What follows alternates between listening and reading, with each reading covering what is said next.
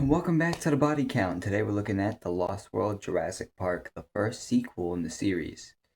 Like its predecessor, it was based on a book, although more accurately, I guess it's safe to say that it was based on, the description of the back of the book, because it's practically a whole different story.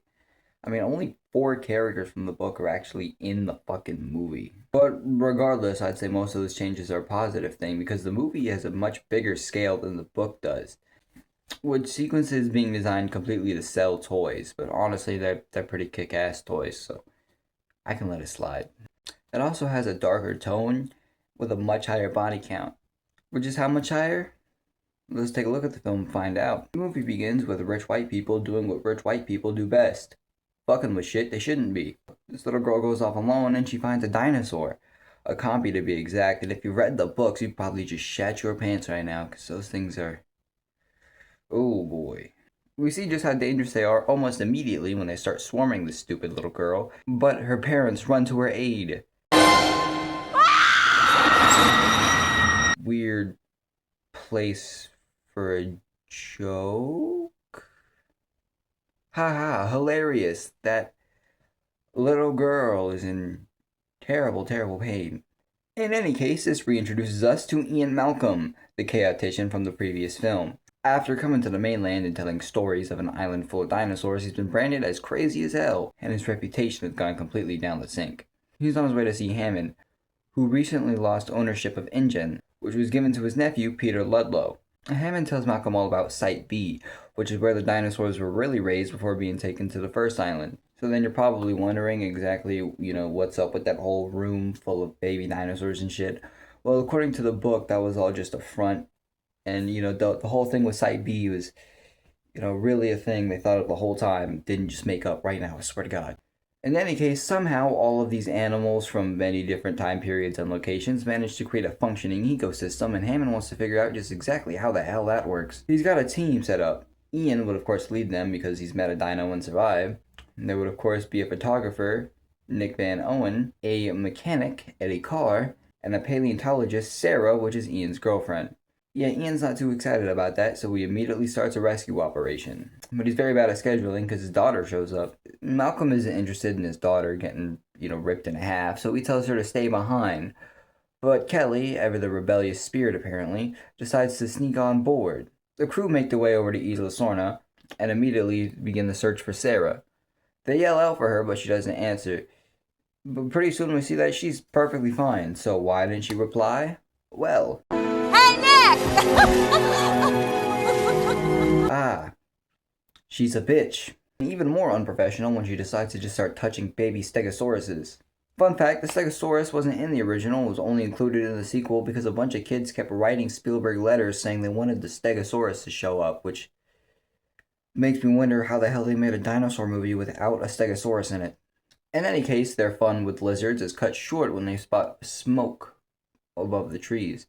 They quickly run back to base camp where the fire is, and it turns out that Kelly has snuck away, and she was making dinner for everybody.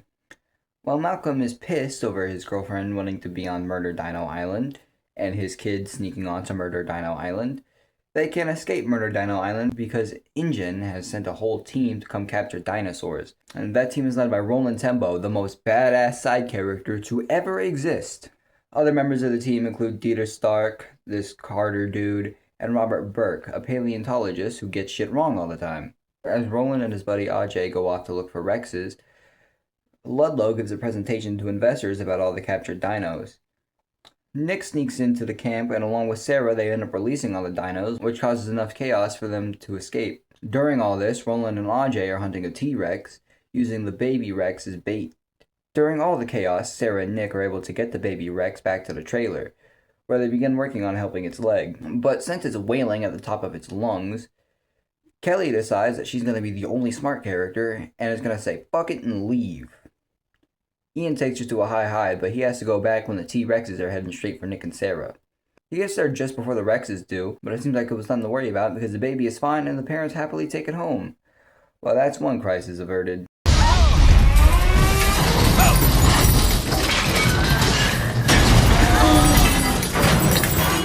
What follows up is one of the best scenes in the movie, with the trailer dangling over the cliff, especially when Sarah falls all the way down. Thankfully, Ian climbs down, and grabs hold of her pack so whenever the glass breaks, he's still holding on to it. And Captain Sabaho has saved yet another hapless victim. Eddie shows up pretty soon to try to rescue the others, and as he's trying to pull him back over the cliff, the two Rexes return. They smash into his car, and as he tries to get his gun and kick at it, yeah, sure, that's gonna do a lot of help. The Buck Rex manages to grab him by the leg, and we finally get our first kill in the movie, and it's fucking awesome. Homie gets flipped around in midair and then ripped in half by two kissing dinosaurs. This is what PG-13 used to be like. Yeah, this is a video series about horror movies. If you don't hate the MPA yet, once we start getting into horror movies, you will. So with our body count officially started, the lab falls right over the cliff, exploding in a big fiery explosion and leaving the three characters dangling by a rope. But help comes in the form of the hunting party, so now they're all stuck together. Ludlow thankfully has a map, and they're able to pinpoint a communications building in a burger village, which should be able to contact the outside world and get in a helicopter. The group begins their trek, and we get to see why Roland Tembo is once again the best character in this movie, when he has the whole group stop because he thinks Sarah's injured. All that blood in her jacket is just from the baby Rex, though. But while everybody stopped, Dieter steps off to go take a piss.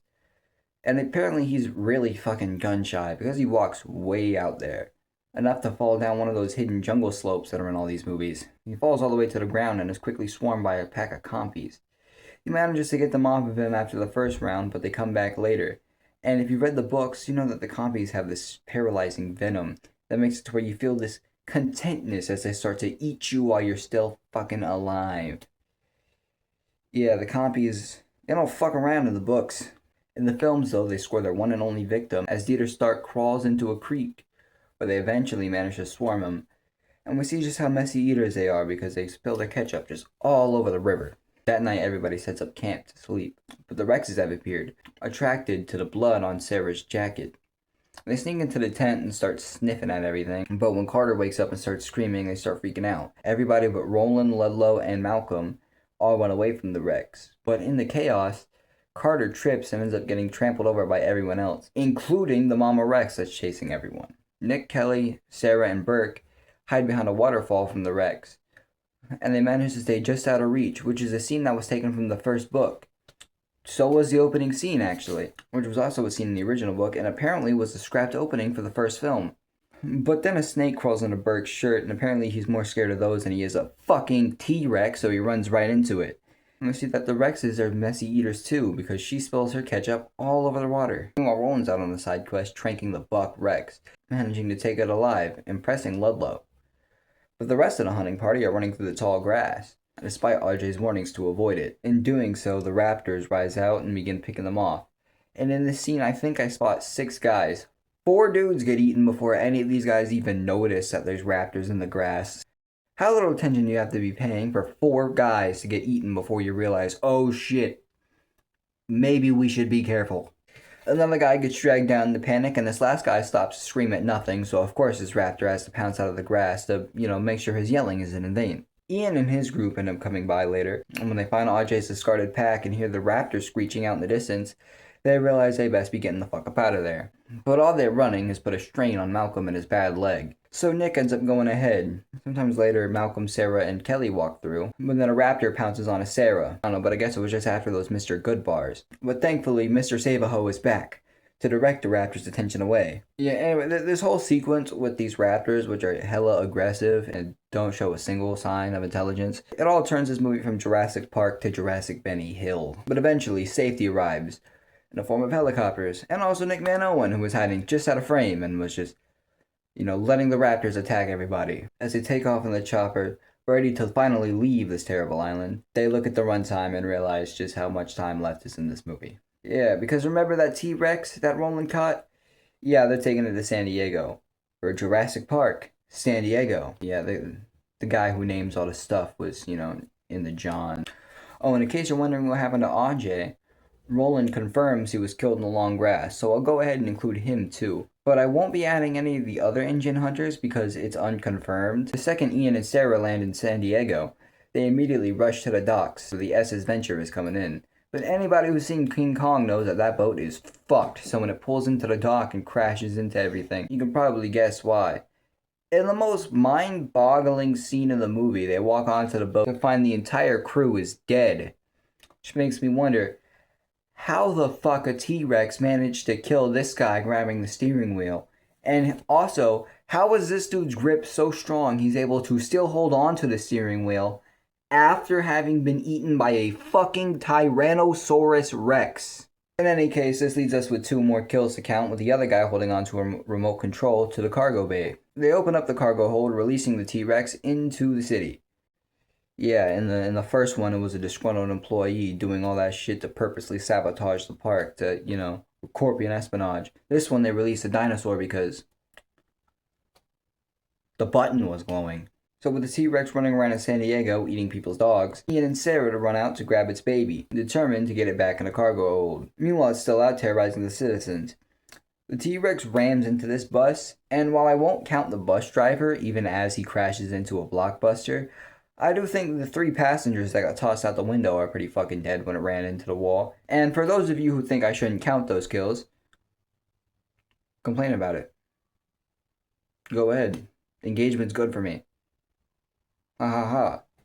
You activated my trap card, sucker. T-Rex continues his rampage, and as this one unlucky bastard, played by the screenwriter of the movie, David Koepp, tries to hide out in a building, the Rex snatches him up. And look, a lot of people complain about the Lost World for having this T-Rex in San Diego thing. People call this segment dumb. The way we got here was pretty fucking stupid, but seeing a T-Rex actually run out in the streets is pretty cool. And that criticism is extra stupid when we fast forward to Jurassic World Dominion, and the big problem with that movie was there wasn't enough dinosaurs running around in cities. Ian and Sarah show up with their freshly kidnapped baby T-Rex, and they lure Papa away to the cargo hold in the ship. But Ludlow, being rich, of course wants to put his hands on that child. So he goes down to the cargo bay to get to it. But of course, Papa's not exactly too happy to find this guy poking and prodding at his son. Ludlow tries to escape, but the Papa Rex bites him right on the ass, which, most people would pay for that service, before dropping him on the ground. And with his legs snapped in half and he's completely able to get away, this means we can get a nice little father-son bonding moment as the baby Rex pounces onto Ludlow and makes his first kill. Look how happy the dad is as he watches his son just tear into this helpless man. But the buck is ready for another night on the town. Before he can get ready, Sarah manages to tag him in the neck with a tranquilizer dart, putting his ass right back to sleep. The next day, Kelly watches a news report as they return the T-Rex to its natural habitat. And there's an interview with John Hammond where they can spell out philosophy at us, because remember, this is Jurassic Park. And the movie ends as, hold on, wait a minute, what's keeping all the fucking pterodactyls from leaving the island? Do they just, not feel like it? So, an inferior movie for sure, but it's still my favorite of the franchise, and it bumped up the body count pretty considerably. Don't believe me? Let's take a look at its analytics. I'll show you. I counted 18 deaths in the Lost World Jurassic Park, making it the current record holder for most kills. Of those deaths, 17 were men, and I'm pretty sure one of those bus passengers was a woman. So I have an interesting chart to show off this time. With a runtime of 129 minutes, that gives us a kill on average every 7.16 minutes. For a species breakdown, the Rexes managed to nab 10 kills in this entry, bumping them up to first place, just 1 kill ahead of the Raptors, who managed to snag 7 in this film. Of course, the Compies are joining the leaderboard too, tying with the Dilophosaurs for 3rd place with 1 kill each. So that's all I gotta say for Lost World. I hope you all enjoyed this episode, and I'll see you in the next one where we take a look at the 3rd film, JP3. I'll see you then. Peace.